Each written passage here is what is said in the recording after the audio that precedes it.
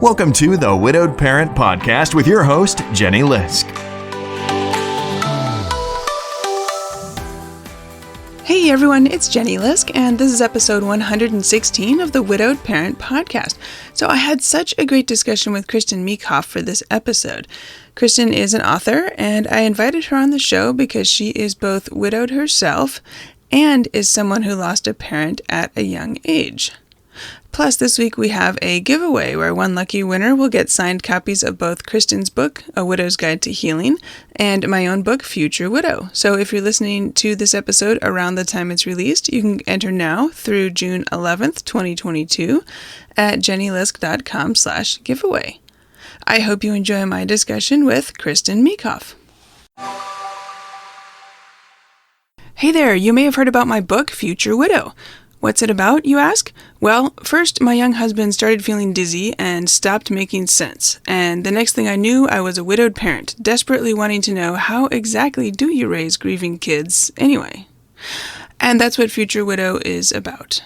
In the book, which has endorsements from many prominent children's grief experts, my family's story is told as a memoir, but I've explicitly worked in themes about parenting grieving kids to make it broadly applicable, including to those who are becoming widowed parents today. Readers have said it's captivating, that they couldn't put it down, that it's an honest and hopeful read, and that it's a must-read for anyone facing loss. Find Future Widow at futurewidowbook.com. That's futurewidowbook.com. And thank you. My guest today is Kristin Meekhof. Kristin is an author, life coach, and social worker with more than 20 years of clinical experience. A nationally recognized expert on resiliency and gratitude, her best-selling book, A Widow's Guide to Healing, was inspired by her own personal experience with widowhood, grief, and healing. A Korean-American adoptee, she was left on the streets of Korea as an infant. She came to the U.S. in 1974 and became a naturalized citizen. And then, when she was just 5 years old, her dad died. Kristin is joining us today from Metro Detroit in Michigan. Kristin, welcome to the show. Thank you, Jenny. I'm so honored to be able to be with you and all the women that are listening. Well, thank you. Thanks for being here. I've really been looking forward to speaking with you. And as I mentioned in the intro, and actually before we started recording here, as you know, my kids were both born in Korea, and we adopted both of them as infants. So as soon as I, read that about you, I thought, wow, I need to talk to this woman. I don't know. It's just terrific to make this connection, as well as all the work you've done with grief. And I think you bring a unique perspective because you have both the experience of losing your dad as a child. And my listeners, of course, are parenting kids who have lost their other parent. And the experience of becoming widowed yourself at, you were in your early 30s, I think? I was 33. And I should say, I just realized I just said women, but because there are plenty of men out there too, I know, who are fathering. Yeah, and that's a great point. Yeah, thank you. Because this show is the Widowed Parent Podcast, because it's I very specifically try to include dads and moms in the topics and the content and the discussion, because I think I hear from dads all the time that there seem to be more resources for the moms and the women, and maybe fewer for them. So dads, if you're listening, I'm very glad you're here. And thank you for being here. Anyway, I think that you bring some really important perspective to our discussion, and the book that you've written as well, and the research you've done and what you've pulled together in terms of information and resources there. So a very long way of saying, very glad to be talking to you. And thank you for being here. Thank you, Jenny.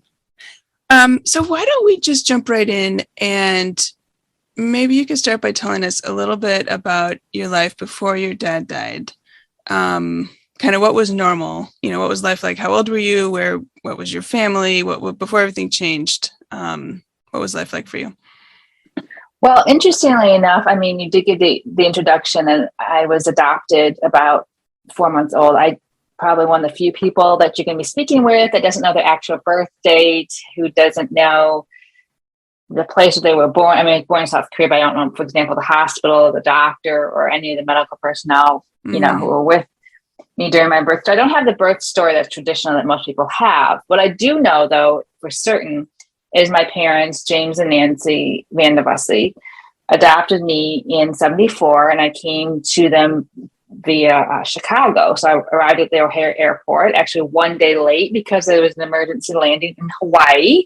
An engine went out. So myself and all the other children coming from Seoul were delayed a day to the continental U.S., I should say. And my parents met me in Chicago. Of course, I don't remember that exactly. I have, pictures of me screaming and things. I was actually lactose intolerant and they didn't know it. So I had the distended stomach. I was about 12 pounds at 4 months. I was very malnourished, clinically, medically malnourished, not just, me surmising these things. My mother had taken me to a pediatrician. And in the 70s, they didn't have the medical technology that they have now. And unbeknownst to my family, my father actually had cancer that had advanced. So he had a constant backache. I think people had told him things like, oh, you're wearing your belt too tight, or you need to,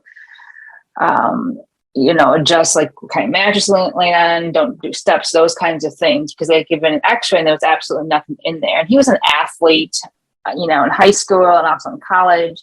And he didn't have a high risk lifestyle situation. And because CT machines were relatively new, we're talking mid 70s, it didn't pick up on the fact that it might not have, at that exact moment, but there was actually a cancer that was metastasizing. So, I have actually no memory of my father actually walking. I've never saw him walk. I don't have a memory of him ever being outside of a wheelchair. If he was sitting in a chair, for example, it's because he transferred. It wasn't because he got into the chair on his own. Okay. So my childhood was not typical in the sense that I had, family who was, as we would say, now able-bodied in the sense that they were physically able to do the things that other parents are able to do on their own, such as walking, moving, driving. Those were things my father was never able to do. Gotcha. And did you have siblings? I didn't. I was an only child. Okay. And so it was an interesting experience in the sense that I was exposed to a lot of adult topics, such as what do with somebody who they, now that you consider, in a challenging situation, as far as having you handicapped, parking spaces, going to stores that weren't designed for wheelchair spaces, and also, having that conversation with other kids, well, what does your dad do? My father was away a lot, but it wasn't because he was on business trips. It was because he was in the hospital recovering from a surgery, or he had bed sores or other complications due to cancer. And fortunately, both sets of my grandparents at the time were very healthy. And my paternal grandparents, who were his parents, were not retired, but my grandmother, so it's his mother, was able to provide a lot of the caregiving for me because my mother was actually working or taking care of my father. So it was a different type of blended family, if you will, before we were using blended family in the vernacular and the type of vocabulary we're using today. Gotcha. Okay. And so thank you for telling us about that. And then when you were 5 or just about 5, I think is when he died. Yeah. So it was actually 2 weeks shy of my 5th birthday. I just said, I don't know exactly when my 5th birthday was, but relatively speaking. Right. And that was my first experience with death. I had never lost anybody because of my young age. And as I said, both sets of my grandparents were alive and my mother was healthy. So this was extremely shocking to me. Yeah. And it was very much not something that, a young child should be experiencing. That shouldn't be part of their story, their narrative. And it was mine. I remember going into kindergarten that same year in 79. And again, this is before social media and people were talking about grief and loss and other things. And being asked in around June, I should say, to draw Father's Day cards for our fathers. And I literally I froze because I didn't know what to do. And I don't think at that point, I don't remember if I had ever shared with anybody. My father wasn't alive because it was just such an isolating experience as a young child.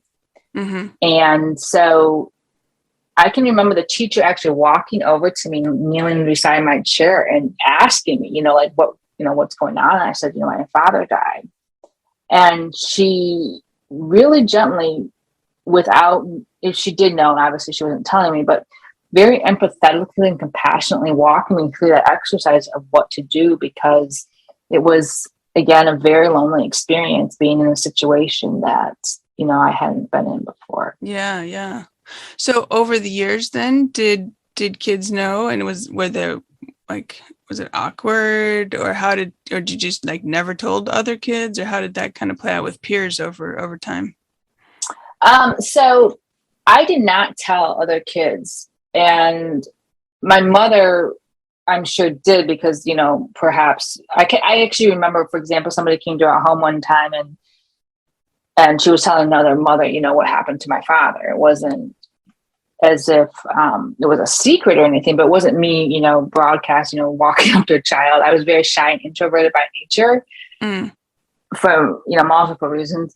And so it just wasn't, part of like my story at that point, even though in many ways it was my story. I wasn't sharing it verbally. And then in 82, my mother got remarried.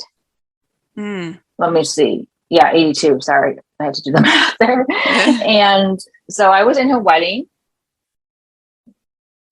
and it was clear that I was obviously older, and I don't think I told other kids, but they also her husband legally adopted me. So I actually went through a name change, which is Meekhof, which is the last name I have now.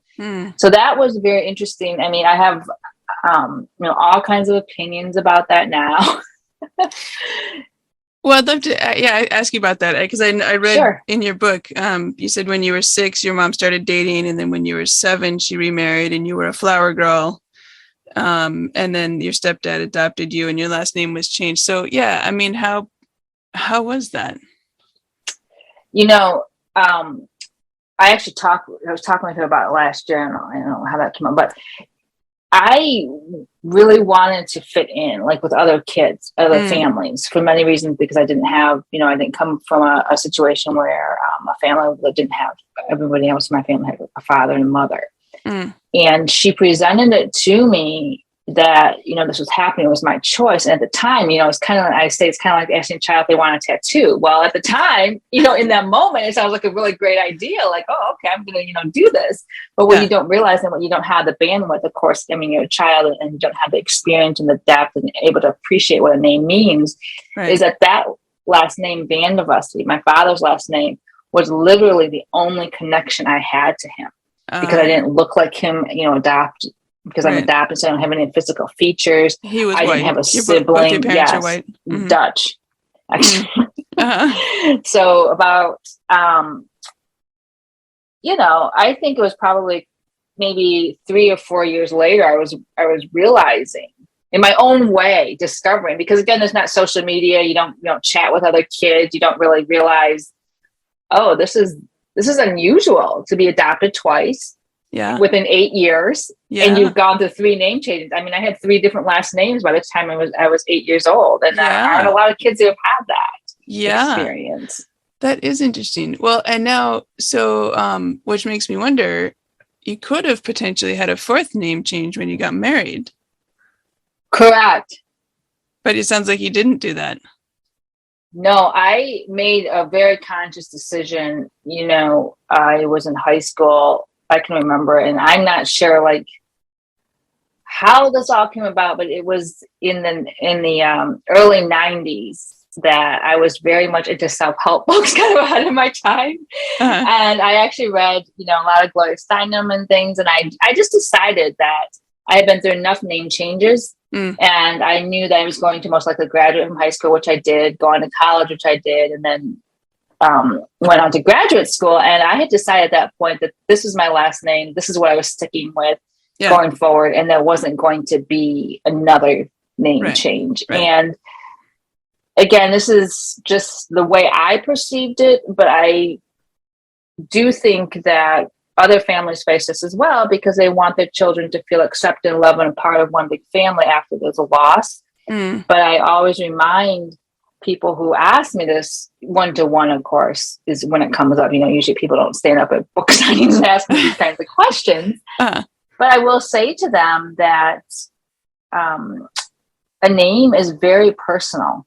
It's very powerful. And sometimes children don't know that at this time it is their one main connection to the parent. Mm-hmm. And it's something that having that experience of being the daughter of, and you can fill in the blank, of that parent, is something that's part of the name, is part of their story. And when that gets changed, whether you're consenting to it or not, it does change their story. Yeah. And so I just think that a lot of thought and attention should be given to that process before it's decided upon, because it's really hard for kids, I think, to know. There's, for example, lots of women who say, they have a situation where they didn't come from one like mine, but even, were on the fence about whether, when they did get married, whether to take the last name or not. Even as adults, for example, I guess my point is that it's a tough decision for some. Right. If you make that decision as a young adult, if a woman were to make that decision 20, 30 years later, with age and perspective and maybe different opinions, they might. So I can imagine as a 7-year-old being asked to make that choice, 7 or 8, whatever you were at the time. Yeah. Well, thank you for sharing that with us. This reminds me actually that in your book, well, actually, before we get to your book, let's fill in the rest of your story a little bit here. So you lost your dad and your mom became a widow, and you said she was the first widow you ever knew. And you probably never guessed that you become widowed yourself then. Like, can you tell us a little bit about how you ended up becoming widowed? So you're correct. I can remember the day of my father's funeral. I'll never forget it. We were in the church bathroom area, and there was a separate lounge area. And I heard a woman say, "Oh, Nancy's a widow now." Nancy's my mother's first name. And as a young child, I never had heard that word. And I didn't know what it meant. Sometimes kids are like, what does that mean? And then I heard a couple other sentences. I don't remember exactly what they were, but I was able to surmise that that's what that meant, that my father had died. So I wasn't putting it together as, for example, single as a marital status, but I was understanding full well that it was because of my father's death that she was a widow. And unfortunately, in 2007, when I was 33, my husband was misdiagnosed Labor Day weekend with bronchitis. And actually it wasn't bronchitis. He was given a Z-Pack. And when I found reason to believe, that was a misdiagnosis, I brought everything to the University of Michigan Cancer Center, because he wasn't at the University of Michigan physician before. And they did some other tests, and his case went before the tumor board. It was confirmed, unfortunately, that he had advanced adrenal cancer. And so I was 33 in 2007 when I was widowed. And in 2007, sometimes people, forget that we didn't have, smartphones. There weren't patient portals. There wasn't the community that there is now. I know there was some social media. I was not a part of it. And so it was, again, a very, very isolating experience for me. Right. And what I did in order to try to cope with it, because I'm a bookworm, is I started reading stories about other women and how they coped with loss. And so it didn't have to be that of a particular experience that matched mine as far as cancer or death due to a medical issue. But I was just curious how people cope with loss in general. The loss of a spouse, parent, sister. And I couldn't find a lot of women's stories. I could find it in the margins, but I couldn't find, unless I read a biography or autobiography, it was not really the focal point. And I know that sharing a story and connecting with stories can change the trajectory in which we heal. And so it was probably 3 years after my husband died that I decided I was going to interview as many women as I could. And for my book, I traveled the globe. I went to Kenya, where widows live on less than $1 a day, to the backwoods in Montana, to Boston, where I interviewed a woman whose husband died in 9/11, to Michigan, in my home state. All over the United Kingdom, it didn't matter. And I was fascinated, and I still am, by the stories of women, of resilience, of hope, and how sharing your story and your narrative can really impact one's healing. And so that's really how this book project began. Yeah. And so speaking of your book, it is called A Widow's Guide to Healing, Gentle Support and Advice for the First 5 Years. And you have a co-author, and as you mentioned, you interviewed a whole bunch of people. I think it was 100 or more people. Yes, over 100. I mean, that was kind of my goal in the beginning, because I was like, okay, if I can just get 5 people to talk to me. Again, this is before, social media is what it is today. I was doing very grassroots. Yeah, it must have been hard to connect with all those people and like make it happen, the logistics of it, without the communication stuff we have right now. Well, what happened too is women were really supportive and kind. So I would tell them a little about my project, why I was doing it. And they would share their stories. And then afterwards, they would say to me, if you think my story is interesting, so-and-so's story is even more interesting. So they would say, I'll ask my friend or, whomever they were referring to, and they would connect me that way. So it was very much grassroots. Yeah. And in many ways, I think it was really refreshing, because I felt an actual connection. It wasn't just me, posting something, hoping somebody would respond. Right. Yeah. And maybe you can tell us a little bit about the book. It seems like a lot of it has kind of a practical focus, right? I mean, you've I think written it to be very useful. Well, there's a mix of things, right? But tell us a little bit about like what kind of topics you cover in the book. So what happened is I started out with stories, and then many, through a very organic process, were saying to me time and time again, I wish I had a blueprint or a guide for the first 5 years, because they found, for whatever reason, that issues were coming up, whether it was legal issues, solo parenting issues, relationship issues with family, friends, in-laws, even their own career issues, that these were the common themes. So it didn't matter the time of year I was talking to them, whether it was the holidays, it didn't matter the cause of death, whether they had children at home or no children, the age that they were widowed, educational status.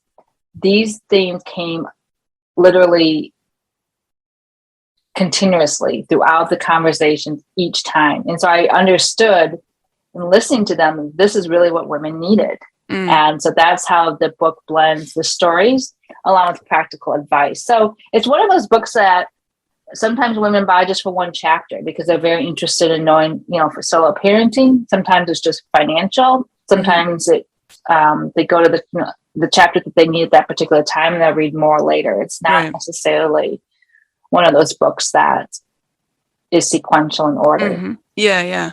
One of the things that struck me as I was reading it, sometimes people ask me what would be a good book to give somebody who's newly widowed, or they'll ask me would my book be good? My friend was just widowed last week. Should they read your book? And I'm always like, maybe not, right? Because mine's a memoir. It's a little different.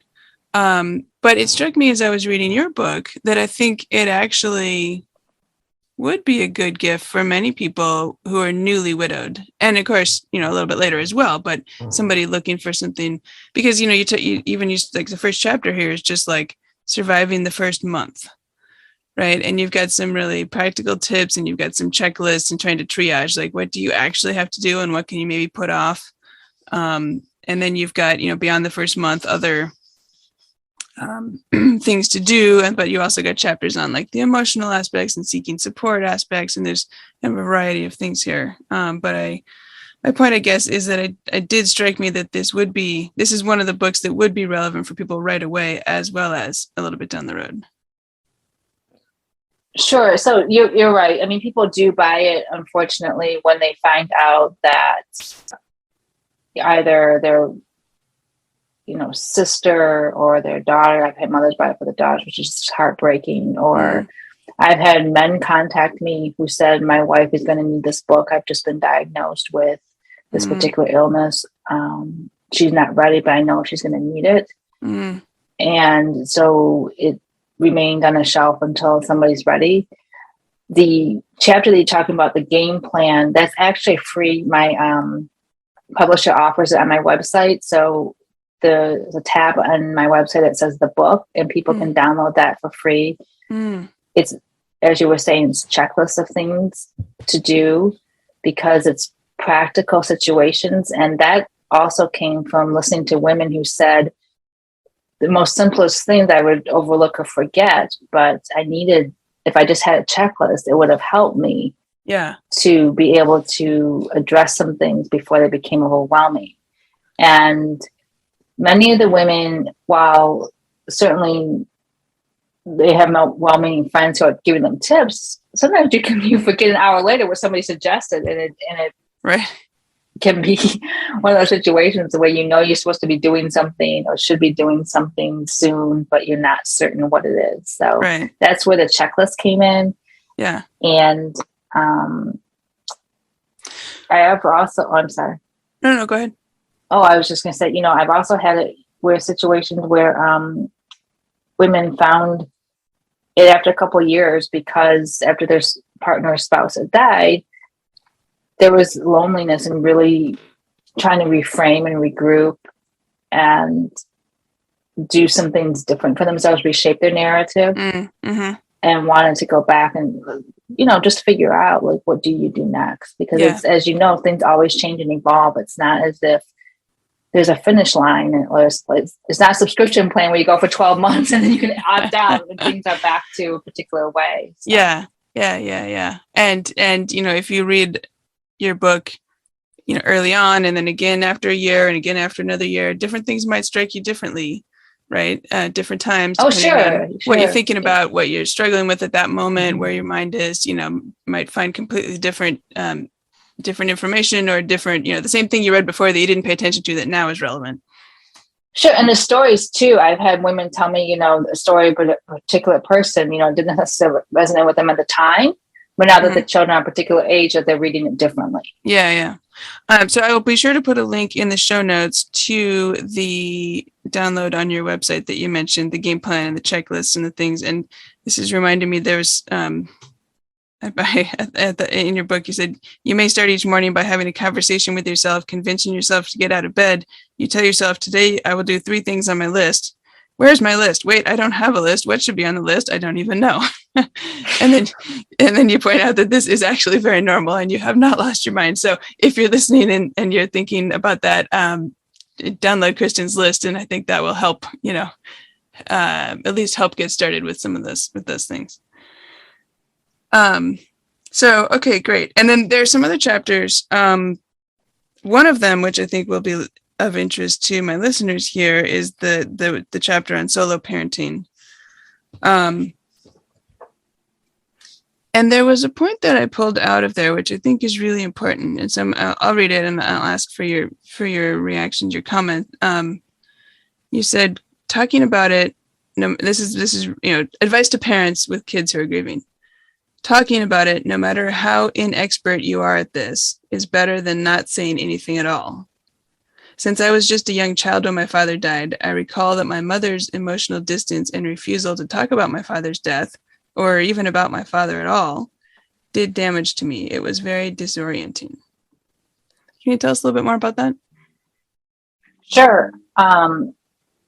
As I said, this happened in 1979, and there was not a lot of discussion about grief and loss. And it was not part of something that was a conversation. Certainly, it's not even a conversation now. Many people want to have grief and loss. And in the 70s, it was even less, I would say, popular, or even a polite way of, asking. People thought that was rude if you asked what happened. Like they felt that they were intruding on your privacy and felt might be disrespectful to you. So my mother's silence, in many ways, as I said, it did damage me. And it was a situation that I think she wasn't able to get this kind of support that she needed. Yeah. Because it wasn't the women, for example, that she knew that were single were due to divorce or never married. It wasn't, the marital status wasn't due to being widowed. And so I also think her silence, she felt, might be a way to shield me from possible emotional pain. So if we're not talking about it, we're not stirring things up, we're not bringing up the past. Yeah. But what happens, and the reason why I wrote that particular paragraph that you just read, is because children then start to, in their own way, create their own story and their own narrative about what happened when they're not given the facts. Now, certainly this has to be age appropriate. You don't tell children everything. You tell children, as I said, the age appropriate to what they can understand, should be learning about. But children do have these really imaginative ways of thinking about their father, thinking about death, thinking about loss and grief. And it's can be very scary and troubling if they're not given information about their parent. And it's also helps them to feel safe and secure, because the world has literally been broken into millions of pieces. And it's hard for children to feel what they want to, which is safe and secure and loved, when that person, meaning their parent, is no longer part of their everyday situation. Even parents, for example, I've had situations where parents were separated at the time. I mean, when I say situations, parents have told me they were separated due to various things. And they said, well, we didn't all live together as a family, so I don't know how they could be missing, that much. They didn't see their parent that as often as what they would if it was a day-to-day family that was living under one roof. And I said, still, just because children aren't talking about it doesn't mean they're not thinking about it. There has not been one day that's gone by, and this has been 40 years, over 40 years, I've not thought of my father. And my paternal grandmother lost her mother when she was 11. And she went over 6 decades. And we were together one time, and just came up when she said to me, I can't believe how much I miss my mother. And she was 11. So that just goes to show, she was in her 80s when she told me that. Yeah. She had lost her mother when she was 11. Then she unfortunately lost my father, and she then lost her husband. So this early childhood loss is very much a part of a child's story, even if they're not speaking about it. Yeah.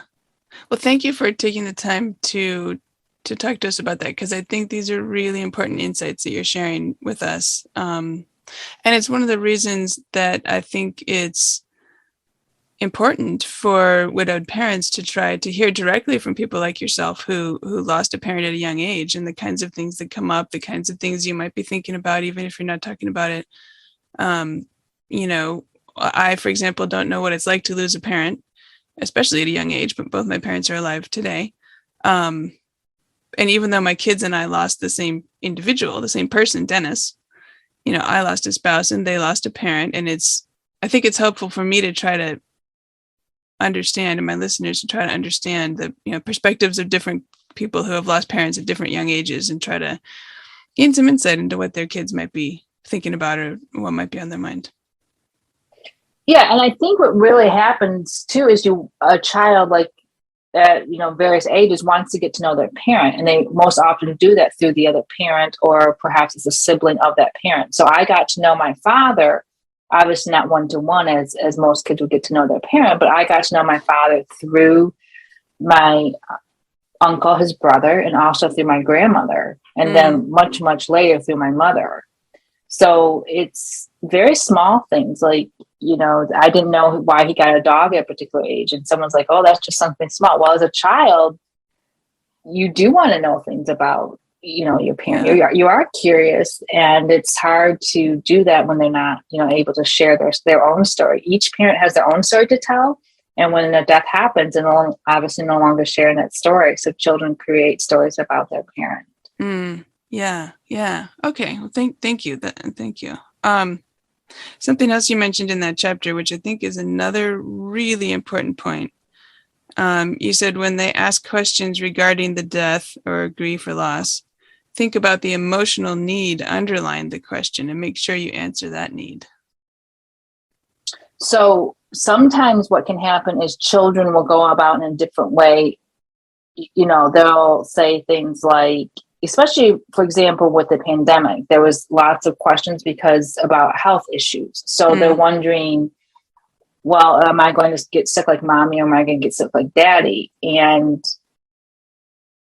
that's a very real question. But what's really going on in the back of their mind is also, are you going to be there for me at the end of the day? Are you going to be the one who greets me in the morning? Are you going to be the one to help me with my schoolwork? Are you going to be the one that, and you can, as I said, fill in the blank. And that's really what children want to know. Are you going to be there? Are you going to love me? Are you going to be part of my story tomorrow? Such an important point. So so recognizing that the question might have multiple levels, the actual question, the words that are coming out of their mouth, and then thinking about what are their underlying concerns and the emotional aspect around that. Yeah, thank you. Okay, good. Very important.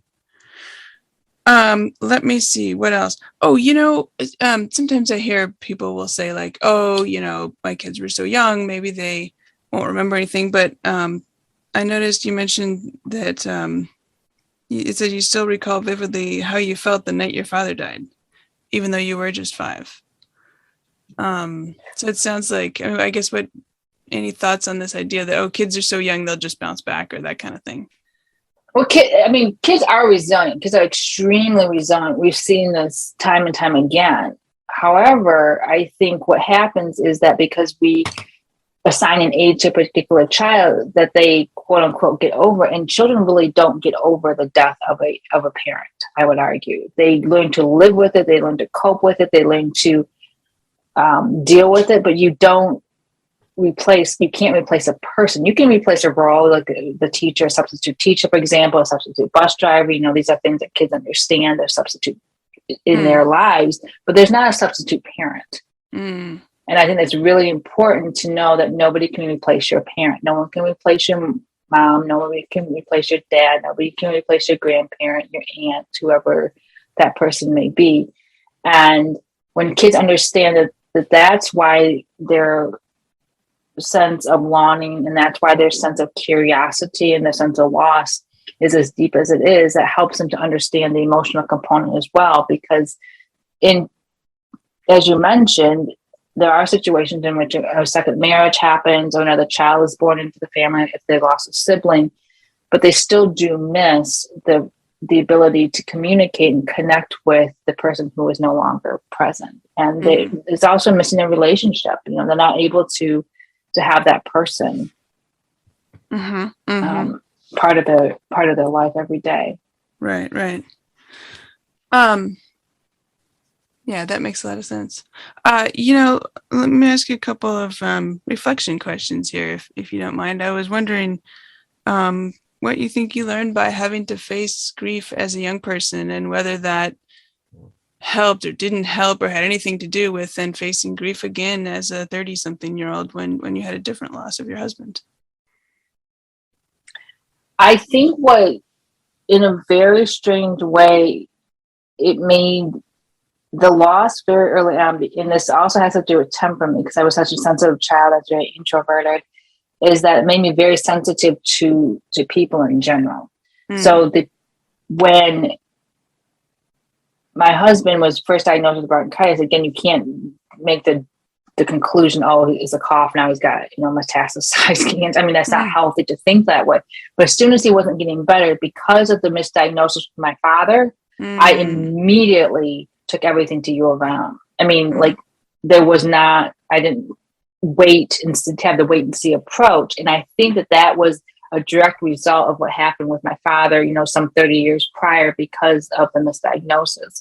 So practically speaking, I can see that was no question whatsoever. That was the direct result of an early loss. I also think what happens in an early loss is it reframes everything for you as an adult, because you understand when something happens that's significant as a child, that the innocence of a child is lost, really.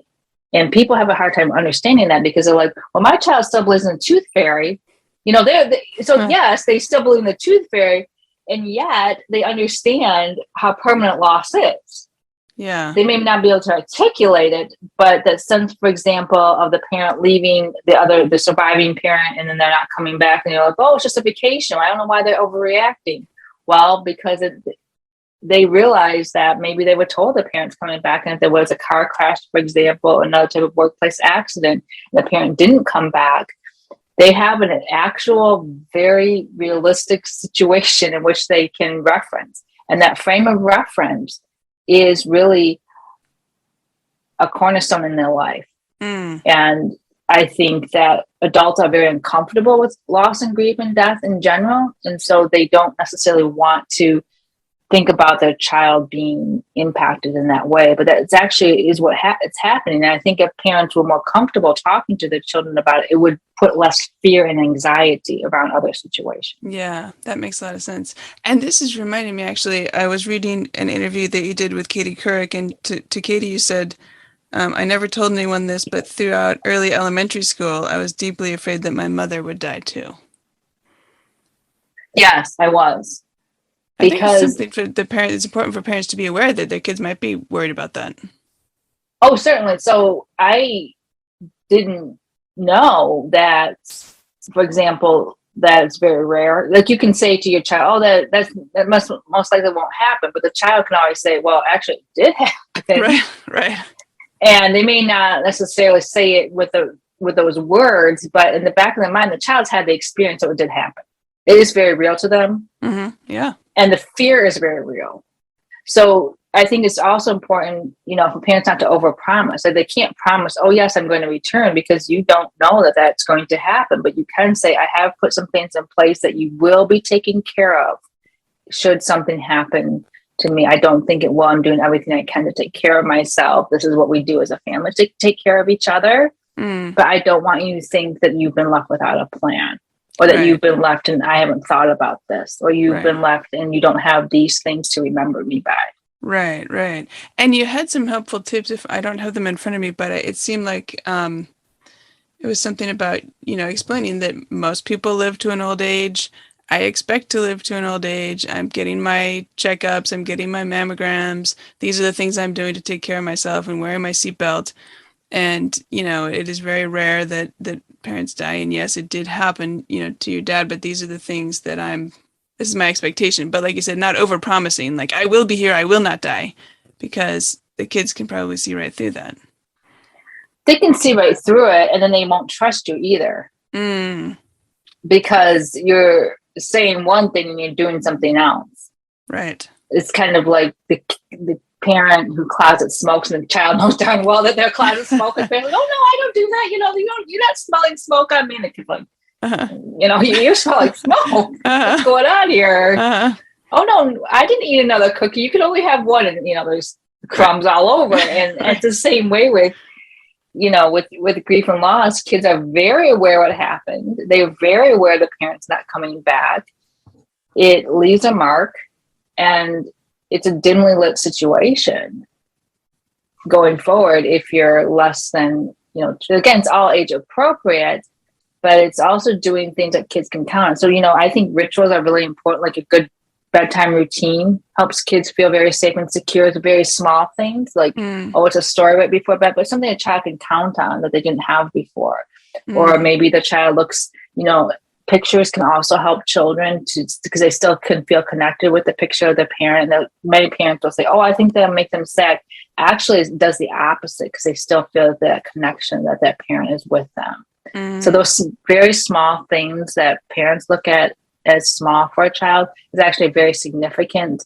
And it's also a nice way for a child not only to feel connected to the person who's no longer with them, but it's also a way to say that they know that their parent still cares about the parent. Right.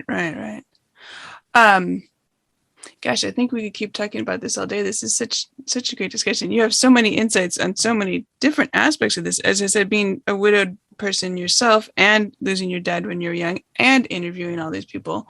One thing we haven't touched on yet, and I wonder if you have some thoughts, and this might affect some of my listeners, but the kind of multiple losses involved in, as you mentioned, being an adoptee, not knowing your birth parents, which means really having lost your birth parents at a very, very young age, and then again losing your dad a few years later. I wonder if you have any thoughts about, the kind of the multiple losses and anything people might want to be knowing or thinking about that. Well, I know that many people would be, feel very down if they've had, traumatic losses like I've had, because it was traumatic. And I also know that I've chosen to look at something that when I was let me just share a quick story with you. When I was in graduate school, I did an internship at substance abuse center. I'd never been exposed to substance abuse practices or teachings or treatments. It was outpatient. And there was this time in which somebody's offered this prayer: God grant me the serenity to accept the things I cannot change, courage to change the things that I can, and the wisdom to know the difference. And what was so interesting about that is what I was learning in this particular group, and this is, I think, is why AA works so well for people, is that they're able to share their story. So their story, no matter how bad it is, they stole from their children, they were fired from their job, they messed up their car, they messed up their family's financial situation, whatever it is, the people around them in that AA community listen with compassion and listen with love and non-judgment. Mm-hmm. And that's what allows them to share their story. And that serenity prayer that I just mentioned is often said within the group, either before or after the group meeting. And what that meant to me is that I've chosen to stand, in that wisdom of things that I cannot change, and understanding where that comes from. And that's really how I've looked at all of my situations. And it doesn't mean that it's not painful, that it doesn't hurt. But when you stand in the wisdom, it really does determine the lens through which you see loss and the lens through which you see other opportunities. So I'm constantly looking at the fact that those situations are very hard and traumatic, but it's not the doors I stand in front of. Yeah. Okay. Thank you for sharing that with us. Before we wrap up, I wanted to see what. Okay, just say one more thing a second. Oh yeah, absolutely. So I just want to share one more thing, in that when I was first doing the book, this woman, I was doing it by telephone because she chose not to do this before Zoom and things were a thing. And she was telling me her story about how she lost her husband. And there was like these really long pauses. And then finally, at the end, I wasn't sure if it was the end of her story because it wasn't, a story that she was shared in sequential order. And I remember looking at my phone thinking, oh my gosh, did I just lose her? Like, this isn't good. And she said to me, you're the first person to let me share my story without interrupting me. Huh.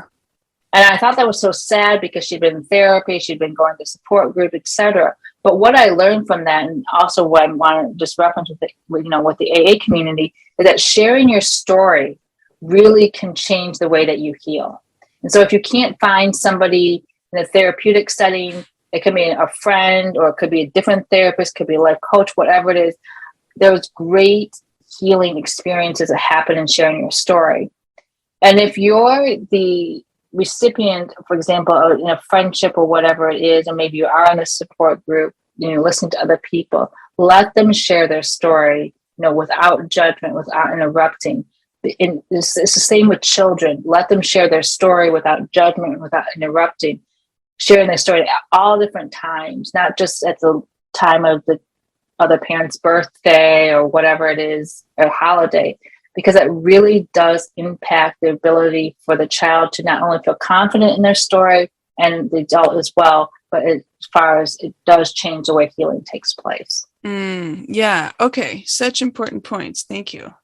And that reminded me, in your book, you have some different chapters where you talk about getting support, and you talk about friends, family, workplaces. I'm just thinking about some of the topics we haven't covered but listeners might want to be aware, that check out your book and chapters on talking about the legal stuff and the practical and the financial things.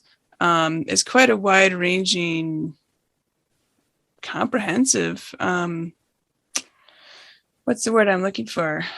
Well, coverage of the topic of things that people would, I think, find helpful in the first, like you said, in the first 5 years of widowhood. So when I was doing the interviews with all of these different women, no matter what their educational status, religious, children at home, cause of death, these topics, no matter what, organically came up time and time again. The legal system, whether you get $5 or $5 million, finances, getting $5 or $5 million, children and no children, they were having struggles with relationships with the family, with friends, with coworkers.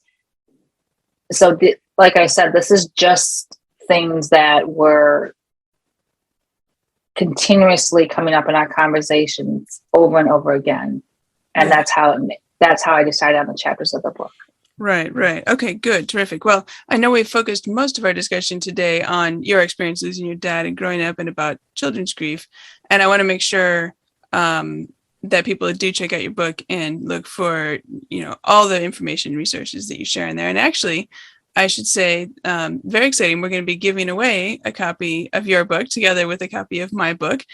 So I'll put a link in the show notes for that, and look forward on social media as well.